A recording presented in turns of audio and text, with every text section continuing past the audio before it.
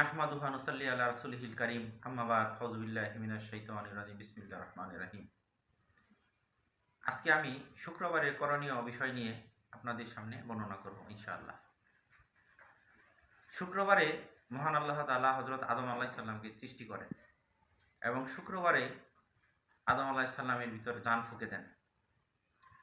শুক্রবারে আদম আলাইহিস সালাম এবং মা হাওয়াকে জান্নাত থেকে বের করে দেন, দুনিয়াতে পাঠিয়ে দেন এবং শুক্রবারেই আরাফার ময়দানে হযরত আদম আলাইহিস সালাম এবং হাওয়া আলাইহিস সালামের সাথে সাক্ষাৎ হয়।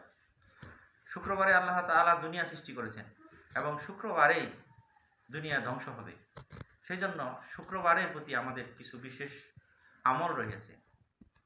যেমন শুক্রবারে ফজরের সালাত জামাতের সহিত আদায় করা এবং সকাল সকাল জুমার নামাজের জন্য পায়ে হেঁটে মসজিদে যাওয়া, কোনো যানবাহন ব্যবহার না করা এবং মসজিদে ডান পা দিয়ে ঢোকার সময় আল্লাহুম্মা আফতাহ লি আবওয়াবা রাহমাতিকা পড়া এবং যতদূর সম্ভব ইমামের কাছাকাছি বসা এবং মনোযোগ দিয়ে খুতবা শোনা।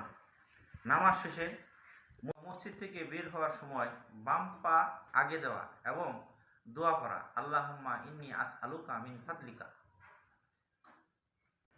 এবং বেশি বেশি দরুদ পড়া এবং আসরের নামাজের পর হইতে মাগরিবের আগ পর্যন্ত একটি দরুদ বেশি বেশি পড়া, সেটি হচ্ছে আল্লাহুম্মা সাল্লি আলা মুহাম্মাদিন নাবিয়্যিল উম্মিয়্যি ওয়া আলা আলিহি ওয়া সাল্লিম তাসলিমা।